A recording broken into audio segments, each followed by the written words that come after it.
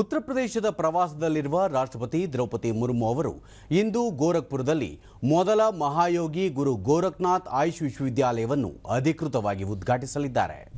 ಈ ಸಂದರ್ಭದಲ್ಲಿ ರಾಜ್ಯಪಾಲರಾದ ಆನಂದಿಬೆನ್ ಪಟೇಲ್ ಹಾಗೂ ಮುಖ್ಯಮಂತ್ರಿ ಯೋಗಿ ಆದಿತ್ಯನಾಥ್ ಭಾಗವಹಿಸಲಿದ್ದಾರೆ। ಈ ಆಯುಷ್ ವಿಶ್ವವಿದ್ಯಾಲಯ ಆಯುರ್ವೇದ, ಯುನಾನಿ ಮತ್ತು ಹೋಮಿಯೋಪತಿ ಸೇರಿದಂತೆ ಸಾಂಪ್ರದಾಯಿಕ ವೈದ್ಯಕೀಯ ಪದ್ಧತಿಗಳ ಚಿಕಿತ್ಸೆ ಮತ್ತು ಶಿಕ್ಷಣದ ಪ್ರಮುಖ ಕೇಂದ್ರವಾಗಲಿದೆ। ಅಲ್ಲದೆ ಆ ಪ್ರದೇಶದಲ್ಲಿ ಉದ್ಯೋಗ ಮತ್ತು ವೈದ್ಯಕೀಯ ಗಿಡಮೂಲಿಕೆಗಳನ್ನು ಬೆಳೆಯಲು ಉತ್ತೇಜನ ನೀಡುತ್ತದೆ। 267 ಕೋಟಿ ರೂಪಾಯಿ ವೆಚ್ಚದಲ್ಲಿ ಈ ವಿಶ್ವವಿದ್ಯಾಲಯವನ್ನು ಅಭಿವೃದ್ಧಿಪಡಿಸಲಾಗಿದೆ। ಉತ್ತರ ಪ್ರದೇಶದ ಗೋರಖ್ಪುರ್ನ ಅಖಿಲ ಭಾರತೀಯ ವೈದ್ಯಕೀಯ ವಿಜ್ಞಾನ ಸಂಸ್ಥೆ ಏಮ್ಸ್ನ ಮೊದಲ ಘಟಿಕೋತ್ಸವದಲ್ಲಿ ನಿನ್ನೆ ರಾಷ್ಟ್ರಪತಿ ದ್ರೌಪದಿ ಮುರ್ಮು ಪಾಲ್ಗೊಂಡು ವಿದ್ಯಾರ್ಥಿಗಳಿಗೆ ಪದವಿ ಪ್ರದಾನ ಮಾಡಿದರು।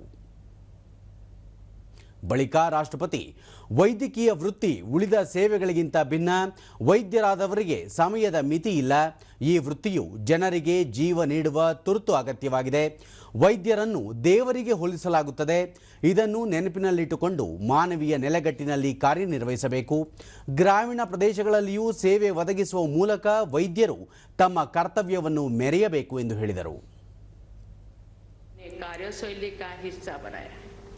हम विश्वास के साथ कह सकते हैं कि देश का पहला एम्स स्थापित करने का जो उद्देश्य था उसे पूरा करने में सभी एम्स संस्थान सफल रहे हैं। एम्स संस्थान आज गुणवत्ता, सेवा और नवाचार के केंद्र बन गए हैं। एम्स गोरखपुर इस परंपरा को सफलतापूर्वक आगे बढ़ा रहे हैं।